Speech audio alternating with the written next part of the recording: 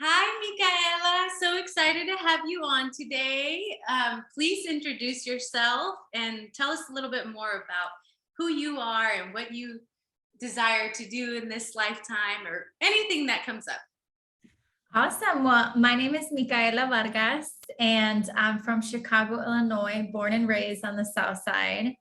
Anytime someone asks me to describe a little bit about myself, I always have to start with my name because my name means so much to me and like what I want to do in my future and, in terms of a legacy that I may want to leave one day. My grandmother had the name Micaela Arba, and she was an amazing woman. And unfortunately passed away just before I was born. So my parents named me after her, but it turned out that I was actually born on her birthday. Oh my And God. so, yeah, it's just such a beautiful thing that I like to always remind myself if I'm having a conversation. And I'm so happy to be here with you guys today. I want this to just be like her also speaking a little bit too, like just about the family that we've come from and what we want to hopefully build one day.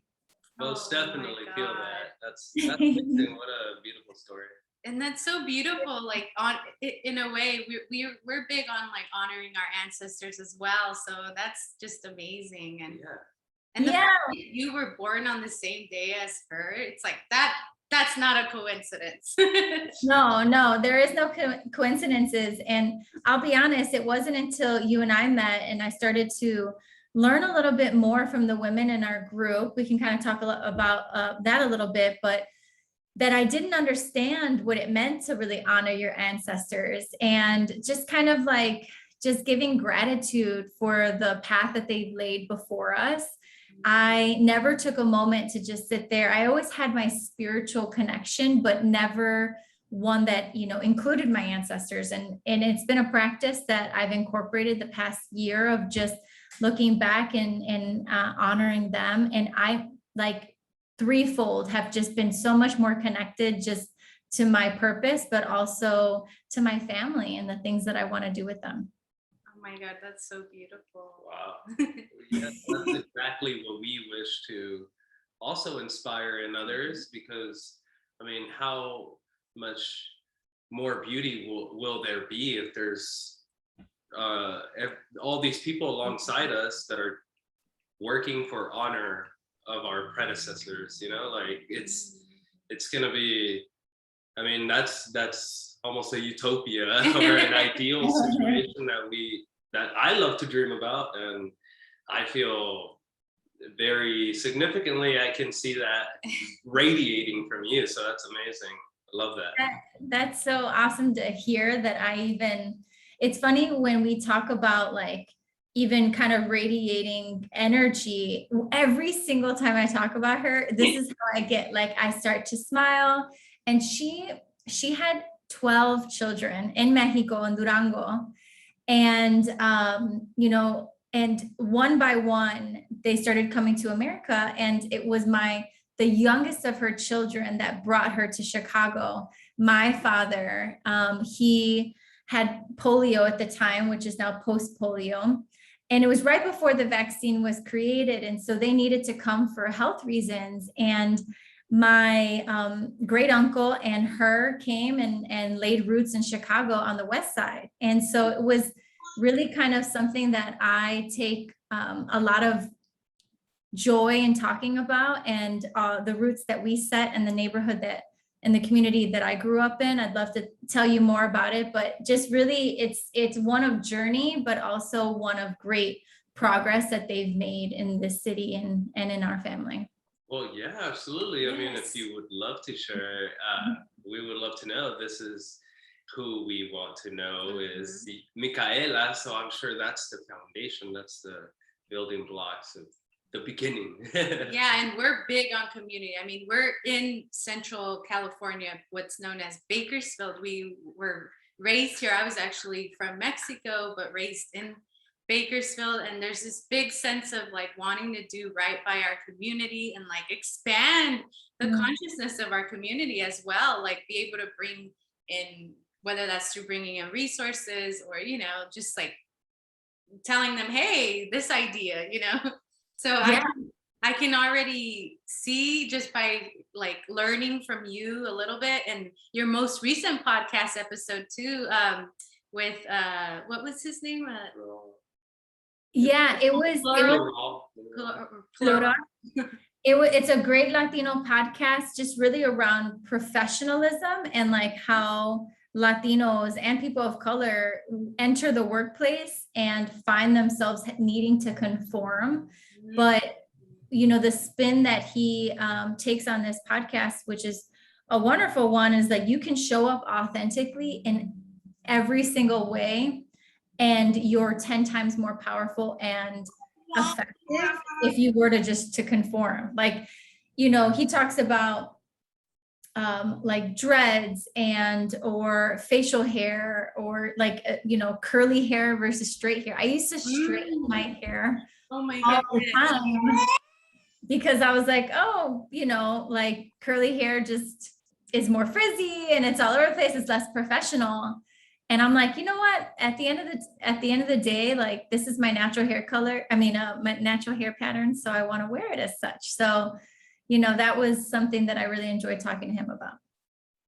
Yeah, no, that's amazing. I mean, our community or Latino community, we do encounter that a lot. I mean, I have curly hair, but growing up, I wasn't allowed to have long hair. So this is me now.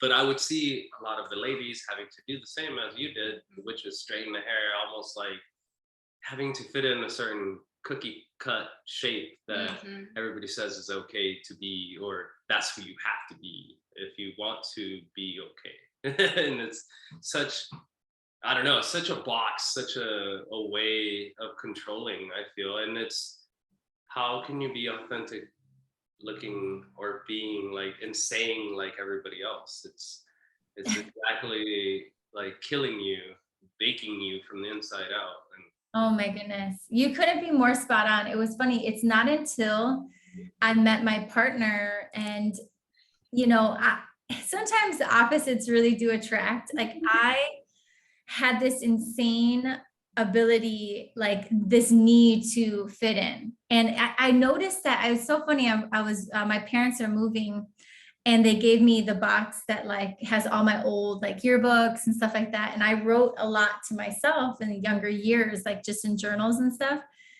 And I would talk about not fitting in or needing to have friends. And so I really saw that in a very early age, over the years, just looking to be myself, but also needing like approval.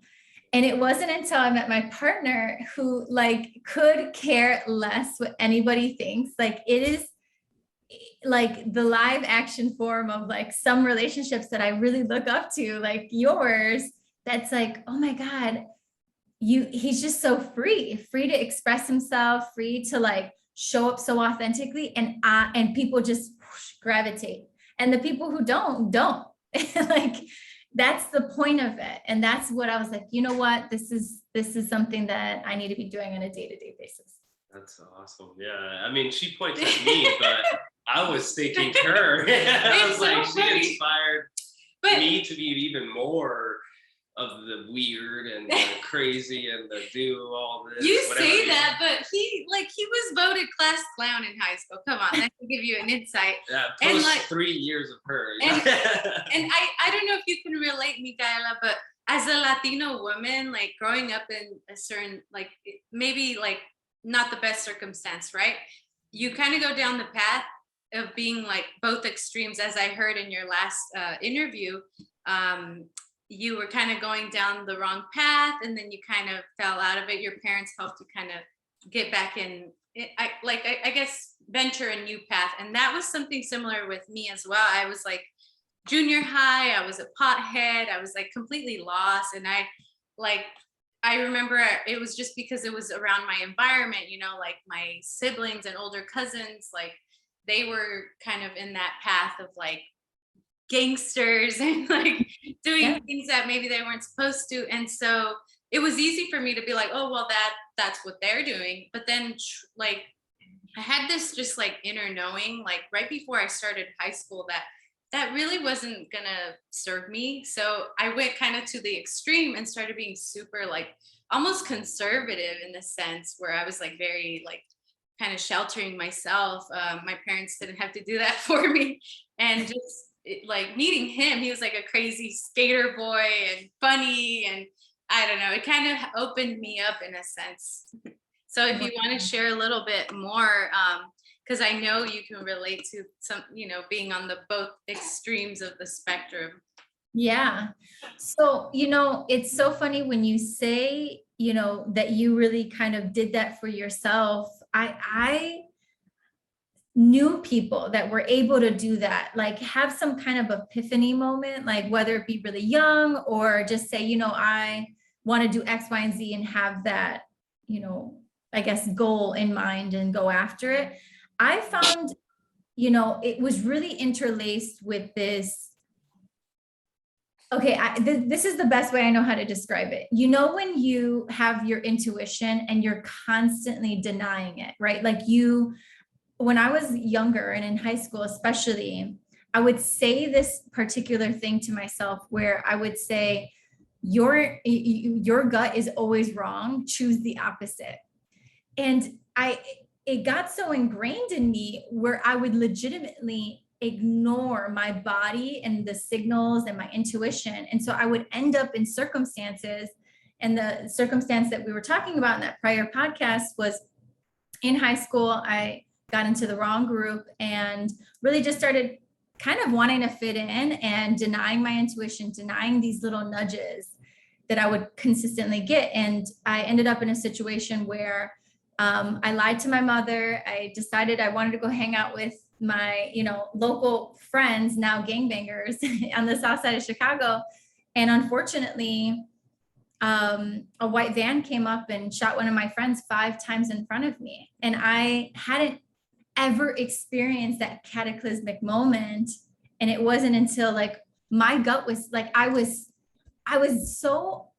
my intuition was telling me something was off about that day to not go to that location.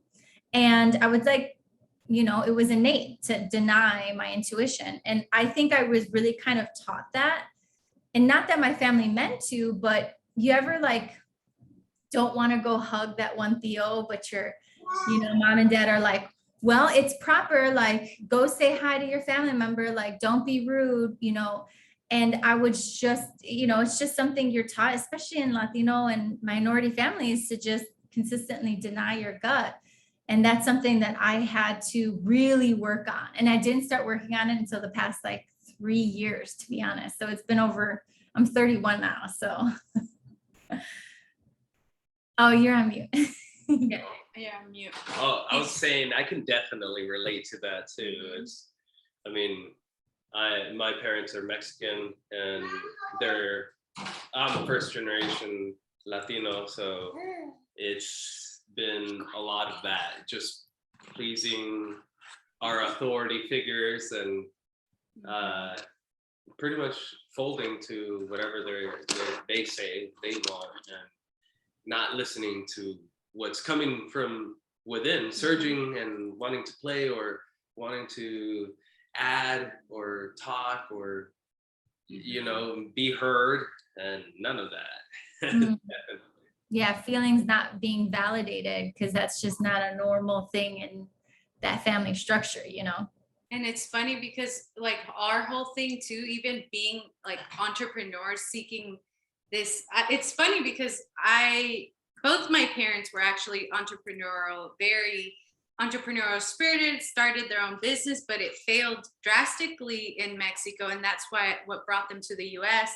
And it's funny because, well, it's not funny, but there's been a lot of deconditioning. Like I'm constantly like realizing, oh wait, I'm still seeking the approval of my parents. And like same thing with Adrian, and like realizing that we're creating something completely new that's scary for even our parents to like have us go through. It's like we're doing our own thing, and like what's been conditioned in us is like, no, tienes que agarrar, you need to get a regular job, something that's secure and like and now you have a family, like, how are you guys going to do it? And we're just like, but our soul is telling us to do something else. And it's been very tricky to navigate that, because there's like this huge sense of like, we have this calling, we want to do this thing, we want to do this podcast, and yet our parents are like,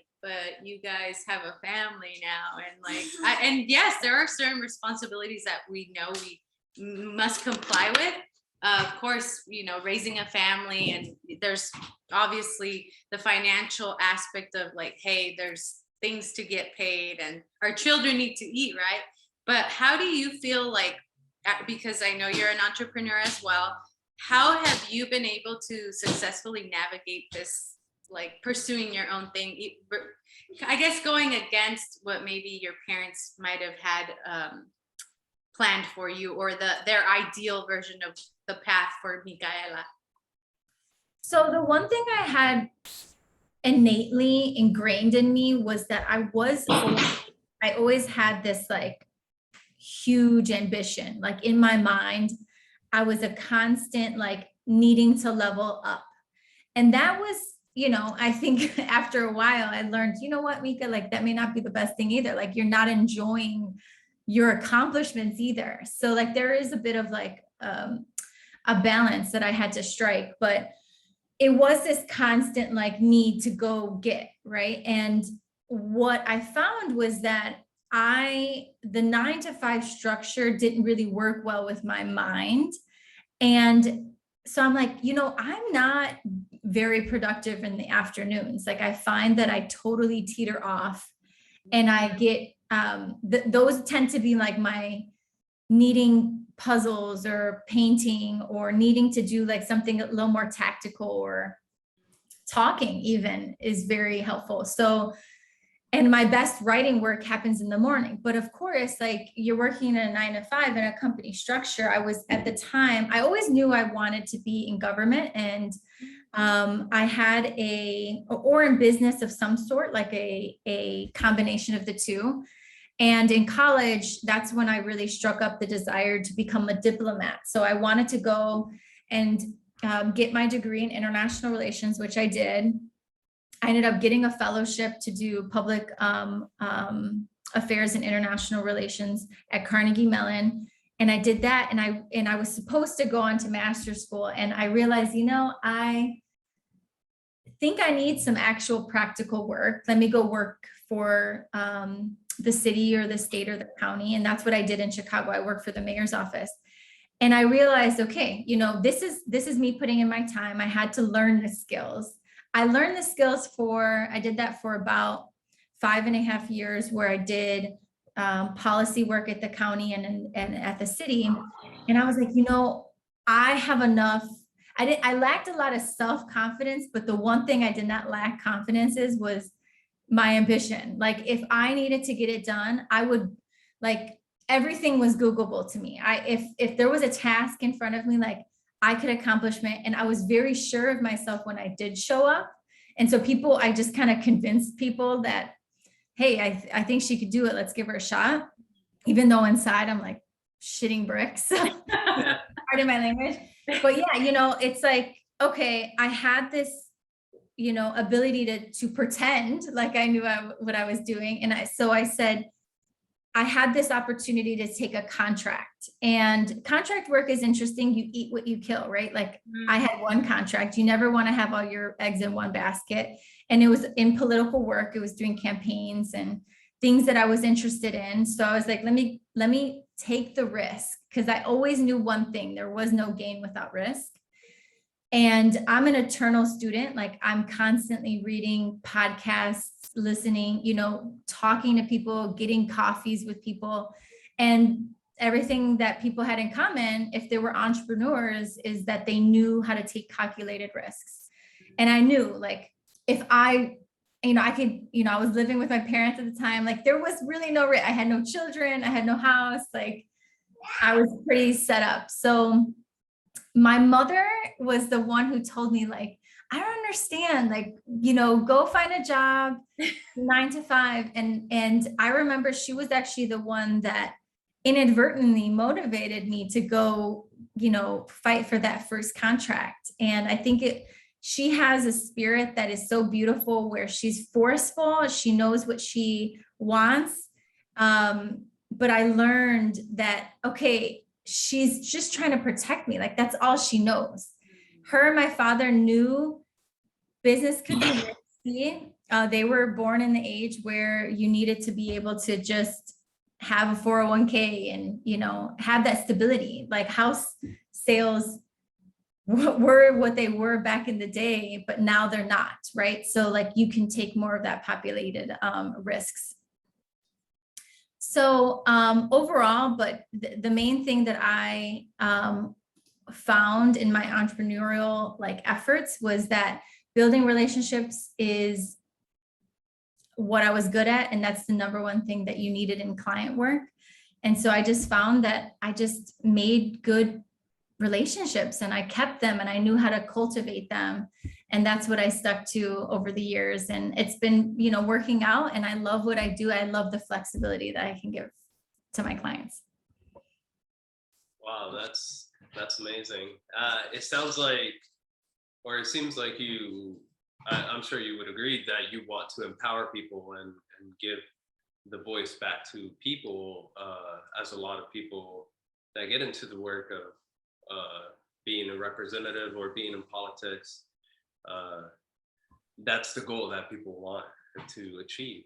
And that is something highly relatable. I mean, we love that idea that we just need a little bit more information, a little bit more understanding. I just thought about this quote, Rachel Carson, I believe it was. She said, "We only destroy what we don't understand." Yes, it was that. And we only value what we understand. Something along those lines, but it's pretty much the idea, which is just understanding, really. That's the different points of view, especially in a melting pot like the US is, and the different voices, and just seeing the different perspectives and the ways that other communities are affected, or other communities are seeing things. Sorry about the baby. We're doing this. With us. Yeah. We're doing this. We're like, you know what? Excuses eliminated. Yeah. Absolutely. That's okay. This is our why. Yeah. We're bringing it here. Yeah. Yeah. No, but I mean, it's such an important concept to just find the win-win-win. I mean, just seeing things consciously and in a way, not muting anyone or stepping over people or stepping over perspectives, because that's wrong. There's a way to include. There's a way to accept and be still together, like in all inclusive. There's always a way. I mean, if you want to find it, you will find it. If you believe you can do it, you're right. If you believe you can't, you're right. So it's always. Well, you don't know what you don't know. That's the thing that people limit themselves in. Like they believe that there is a right way to do things and that there is a wrong way to do things. But once I took that and abolished it from my mind, like right and wrong, like that polarity, I actually started to become more successful, have better relationships, and be honestly less stressed and have more joy, because there is no right way to do things anymore to me. And I figure things out as I go along. And if I make mistakes, I own it. But I love this saying that that my boss told me back in the day. I used to work at the University of Chicago, and he told me this, that a smart person learns from their own mistakes, but a wise person learns from other people's mistakes. And I made that like a thing. Like after that, I would just learn from everybody else's mistakes and try to, stay on top of it. But, it's one of those things that it takes time to learn. Oh, absolutely. I mean, to quantum leap over other people's quantum leaps, like, it's being on the shoulders of giants. Honestly, it's such a powerful concept, and it's at the same time difficult to grasp because I guess what are you supposed to see or do or how are you supposed to act? But it's just finding what you want to do and then finding those experts that are there where you wish to be and seeing what they're learning, what they're doing, their mistakes, how you would do it different, what they're doing right, what they're doing wrong. Mhm. It's it's awesome. I love the perspectives that you're bringing. It's very mind opening and I feel that's a very needed way of thinking. Do you have, I don't know, certain difficulties with accepting perspectives or different points of view, or Mm. something recently that has came up and you have seen as, oh, it's just what it is. I have to accept. Has there been a difficulty recently? Yeah, well, the first thing I think of, and I'll just go there, was 2 years ago. It's gonna be 2 years. Oh my God, it's gonna be 2 years this month. Oh my goodness. Yeah. Hold on, let me make sure. Or is it 1 year? Actually, it was last year. I don't know why I'm thinking 2 years. So it was just last year. I was listening to a podcast, Manifestation Babe, and I think you know, yeah. And it's Manifestation Babe by Catherine Zinkina, and she was talking about her experience with ayahuasca. And mind you, I had no experience with mind altering, herbal medicine, and I also had never heard of it, which was interesting. I'd never heard of ayahuasca or the word.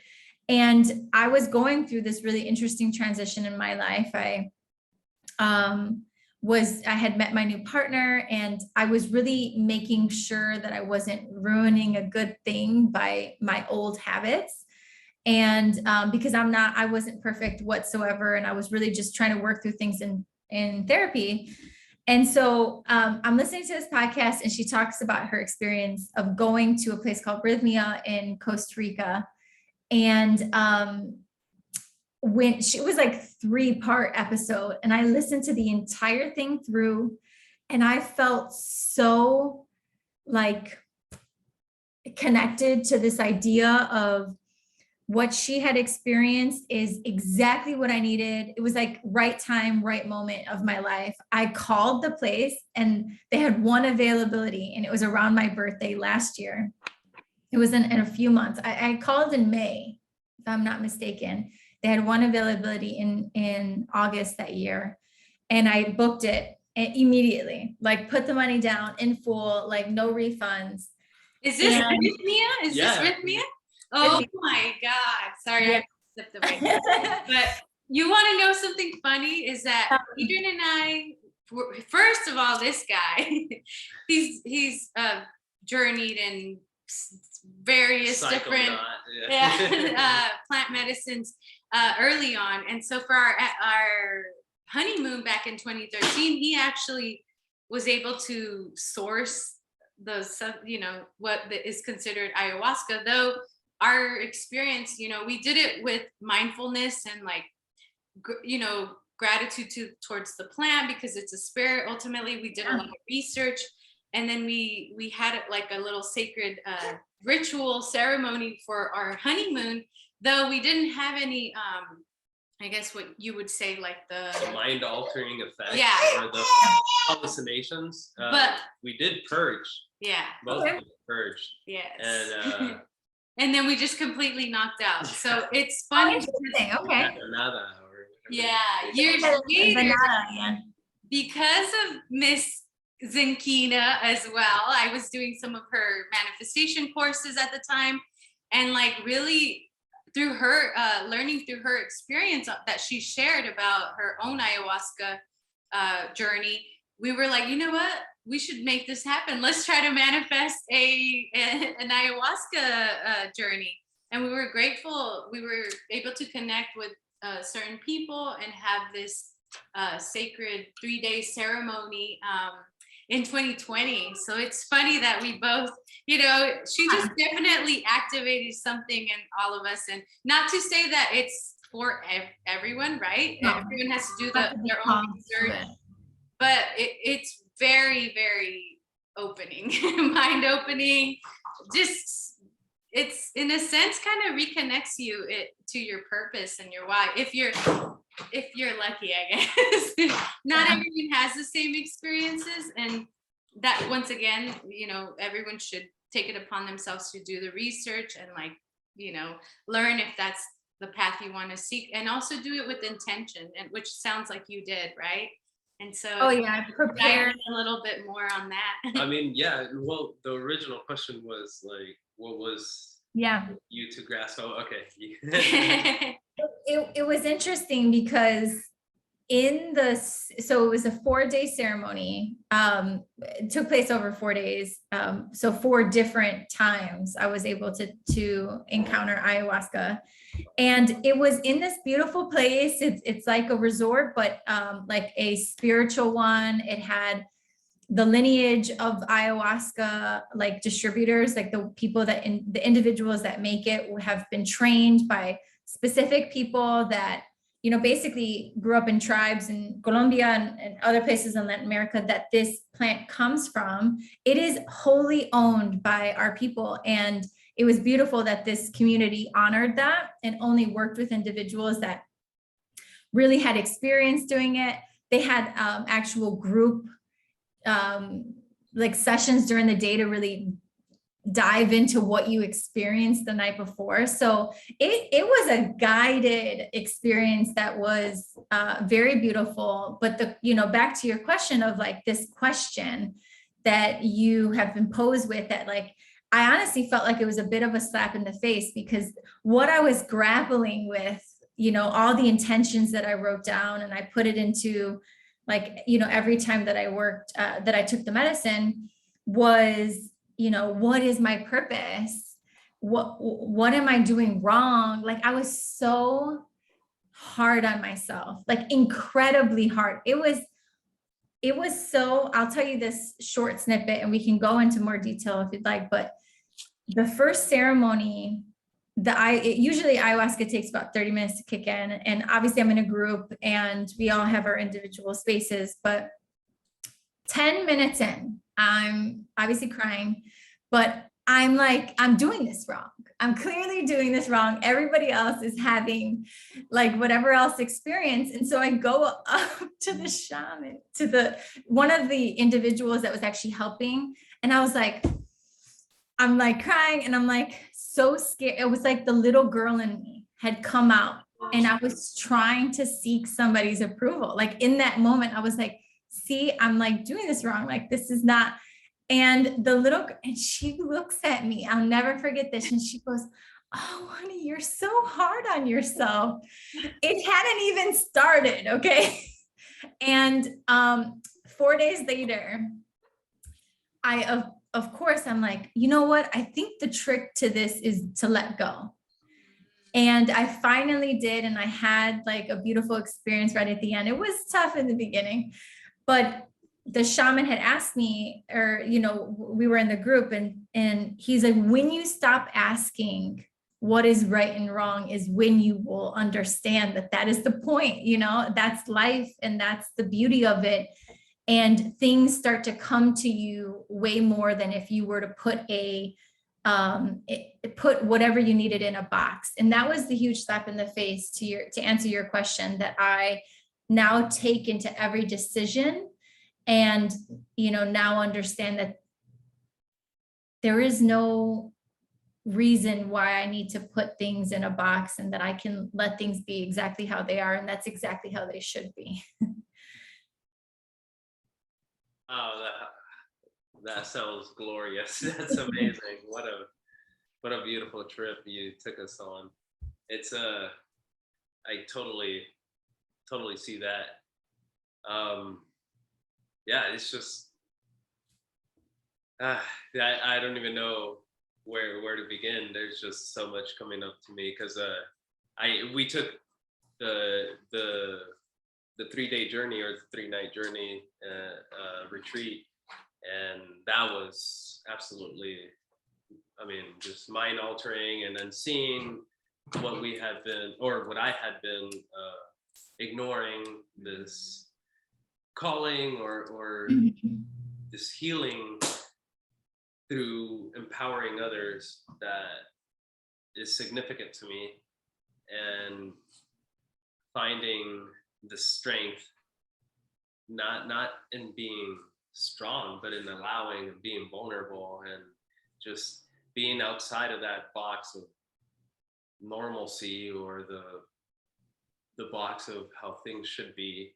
And usually is like strength. Well, for me personally, it was like, oh, strength, and having to provide, and if you're not tired, you're doing it wrong, and killing yourself, like your back's always got to be broke, and it's all these things that if I wasn't doing it that way, it was wrong. And I was, even when I was having it good, I had to throw things on top of myself, that it's just a quick way to experience burnout, basically. We're suppressing ourselves through the programs, and it's like our voice is being muted, our true voice is being muted, and we're kicking and pulling and shoving because we made these ideas of how things should be, and these expectations of how it should look. I'm still learning that. Just overcoming that, how you said, it's just the way it's supposed to be, the way that it has unraveled, and we are quick to judge and quick to say bad Adrian or bad Candy. Like, it's I completely felt that when you were going through that journey, because I in my heart, I am hard on myself too. We all are. Of all these things, and I'm sure, we all are. And having that sympathy and that compassion for others, but when we do it with ourselves, like, why are we like this? I mean, our cup is going to be empty, and we're trying to pour onto others. That's how we die of thirst. I feel like it's important to also, like, being that we are all Latinos, like, you guys are first generation. I'm an immigrant that is now, a naturalized citizen or whatever. Is that the right word? But it's like, yes, we are hard on ourselves, because I think we are on the shoulders of giants, but also we want to be those giants. And when we're not, each other like up here, and like I'm still down here. It's like, come on, there's much more that we can accomplish. But well, historically, our worth was always tied into our output. And if we weren't outputting, if we weren't producing, whether it be by work or, what you provide to your family, then like, what were you? Like, there's no connection. And, I think I definitely had a problem with that, like burnout. If I was not from 9 to 9 p.m. productive, I felt like it was a shitty day. Like there was nothing to, oh, well, got to try again tomorrow. I wasn't as good. And it was the constant one leveling up. It's because I truly didn't trust myself. And that's what produces stress and anxiety, is when if you trust in yourself, what would you need to stress about? Because you'll figure it out over and over again, just like you do. Well, just always it's kind of like, how God and any spiritual being that you believe in, it is all about trust. And if you were to give it over to the individual or over to yourself, whatever you believe, the weight that lifts is designed to be, you know, a lot of pressure taken off, because you need to be walking around knowing that that confidence is in you and you're taken care of. Kind of like you are enough for whatever. Just like remember that. Like I live by this quote by Bob Proctor. You were born rich, because a lot of our entrepreneurial pursuits have been tied obviously to wanting to obtain wealth and be the first in our family to, like, you know, level up financially for all of us to be able to enjoy, right? And so it's funny because you are already enough, and that's something that in our group coaching that we've learned as well through Powerful Shaman Mikosi and all the facilitators and other coaches that are in that container as well. And I'd love for you to share a little more on, like, maybe a tool. I know that we've talked a little bit about some of the, like, Manifestation Babe and other maybe courses and coaches that you've seeked out, but personally, what do you feel was like a very grounding practice or healing modality that you discovered that helped you understand? Because you mentioned earlier about being productive, like maybe you're not so productive in the mid afternoon or so understanding your energy type as well. We I think you're familiar with human design, right? So Yes, I'm a projector. yeah, so if you want to share a little of anything like that helped you explore and understand yourself a little more on that level, like, Yeah, energetically. definitely. So human design, there are 4 different types, I believe.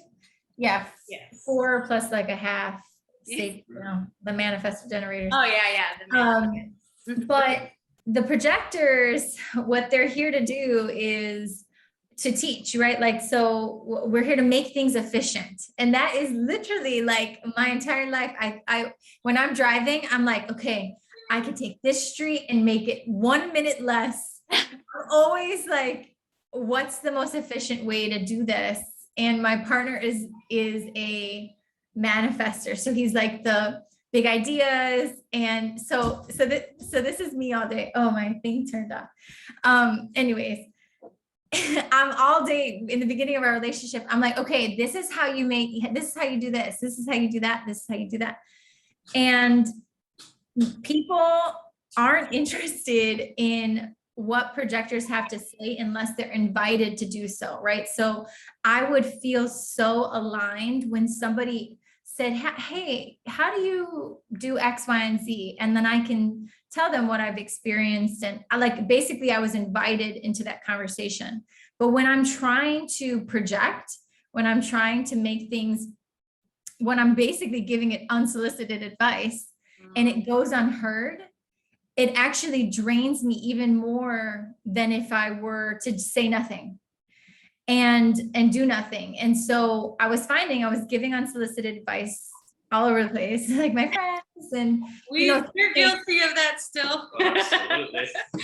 No matter what type you are, I think that's a rule. Too soon. Well, I mean, to be honest, when you think about it, you're taking, I would put together like book lists for people that like were not interested in the books. Oh, wow. But like, I get really like infatuated almost with like things that I learned in telling people. So I had to really restrain, like keep my energy is so finite. It's such a little amount that I was delving it out to anybody. And I was finding that I had nothing to even do for myself. So I stopped that. The moment I stopped that, life got a lot easier.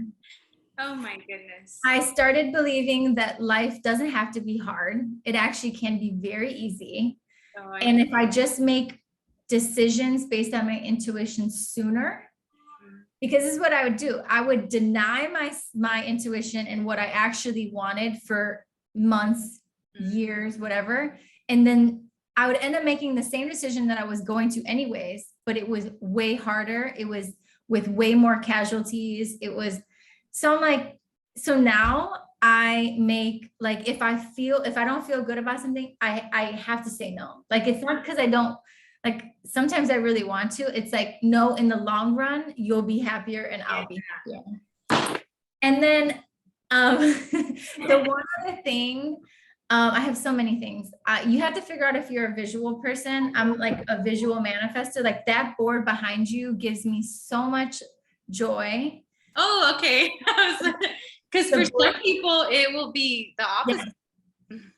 and I'm very specific. Like I'll never forget, I was doing a vision board. I love doing creative stuff like that. So that's totally up my alley. So you find things that you like.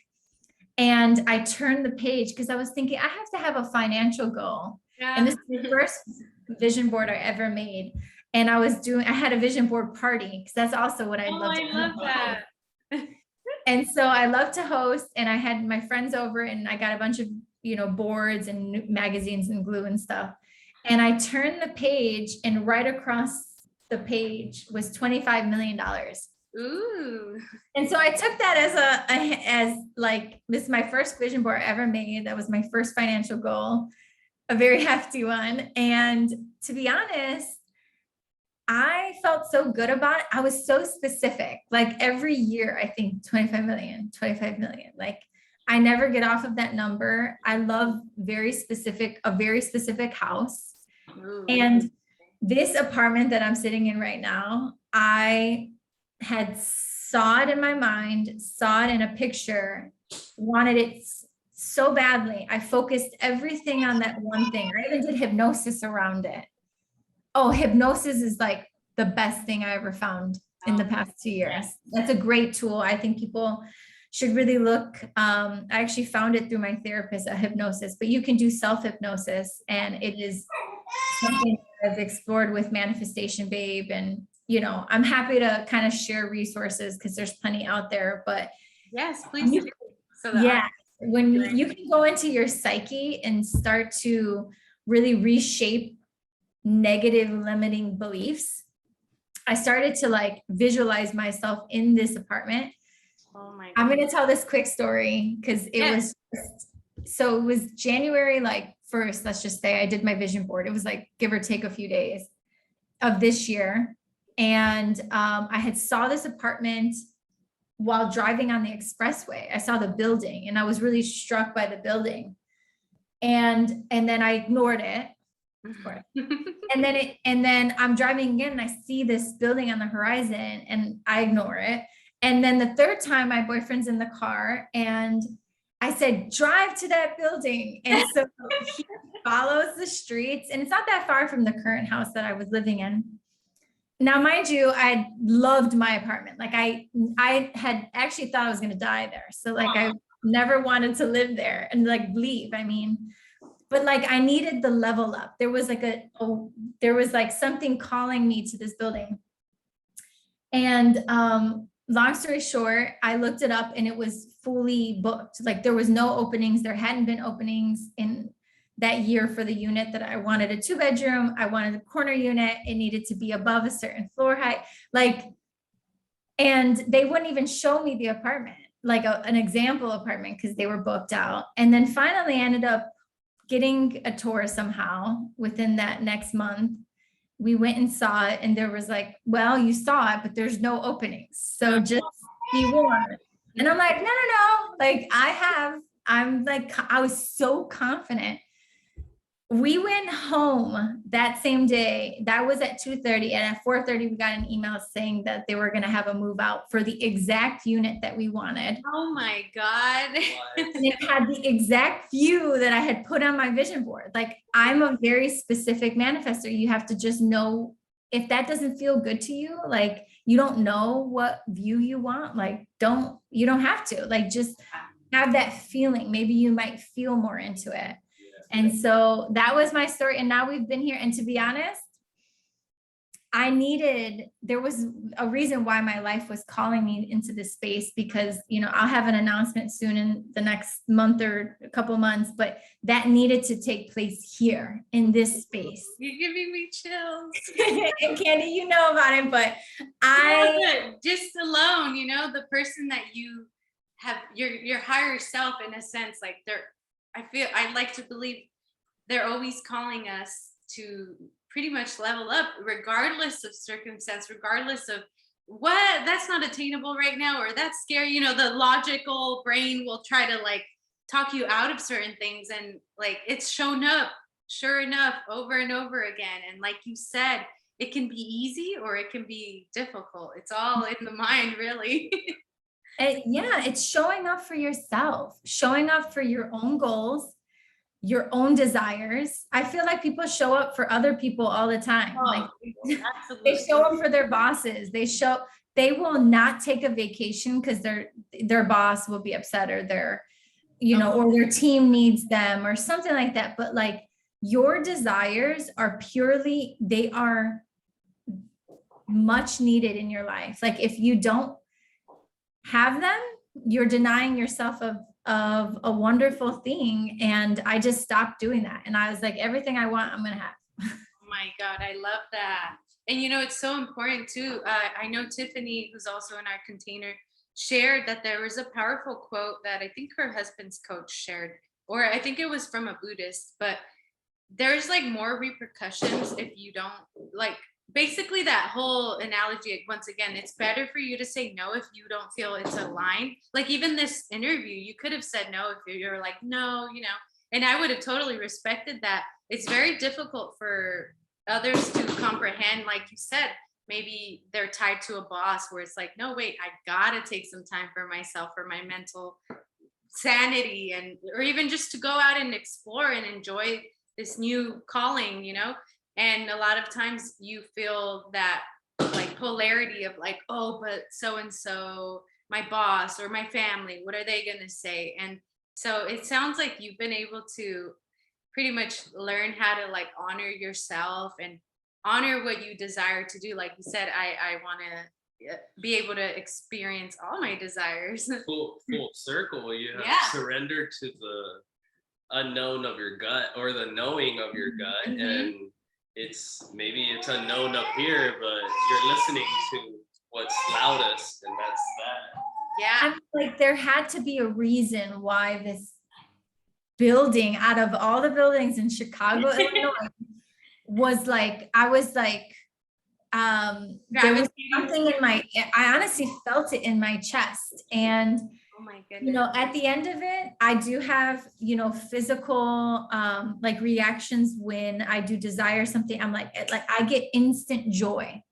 And that I just learned that about myself. When I heard, you know, Catherine Zinkina and like ayahuasca, instant uplift. Like I almost felt, now I'm so familiar with it that I can't not you know, experience it. And, you know, even you invited me on your podcast. It was funny. The first podcast interview I ever did was, I want to say like a few months ago, like, I don't know, a handful, like 5.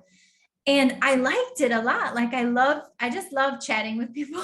That's probably. Yes, we do too. Love just chatting it up. But, you know, I said, okay, I want to welcome like more invite, you know, I want to experience that more. And so I'm just going to put that energy out there. Wow. And then I got like 3 more like asks over the past months, and I find it to be a joy, and I love it so much. Oh, that's so beautiful. Well, I think we're lucky for Yeah. having such a voice and a mind to share. Oh my God. No, we're like we said to all our other previous guests, but we definitely have to do like a part 2 or invite you again, like, because there's just so much I want to dive into. But I feel like we also want to be respectful of your time and the, you know, to our listeners as well. But geez, like, is there anything else you want to share with our audience? And like, it could be on anything, maybe even like where obviously we'd love for you to share where to find you and learn more about you, who you are, explore your path and your journey, what you are pursuing. But like, ooh, yeah, Adrian has a good one. How can people find their voice? Because it sounds like you definitely honored, you're on the path of honoring your voice. Well, you know, I don't think I've ever said this out loud, and I honestly feel like part of my calling is to just be an example and to show people how trusting yourself can be such a beautiful experience, because at the end of it, that means that you value yourself, you're worth it to yourself. And that took me 30 years to figure out, and I'm going to spend the next 30 something years like screaming it from the rooftops, and just, I want that to be part of my calling. Like, how can you show up so authentically that I can gain the beautiful things you put out in the world, and you can gain from the beautiful things I put out in the world. And so, however I end up doing that, I have no idea, to be honest, but that I'm proclaiming right now. And thank you so much for like putting that out. Ooh, and what a special day too, the Lionsgate portal, to be able to activate and proclaim that. That's amazing. And like, yes, and my birthday is in 3 days. No, August 11th. Oh, I know that. All fire signs, and your girl is gonna have her birthday on the full moon. So I know it's a great month. I'll be honest. I had a wonderful day today. I started off my day like, last night I literally thought to myself, oh, I don't want to work tomorrow. And then I went to bed and I was like, you know what? I'm actually gonna reframe my mind. And I started the week off so wonderfully. And I have such energy, and I think it's mainly because of you guys as well. Oh, that's sweet. I was excited to do this, but vice versa.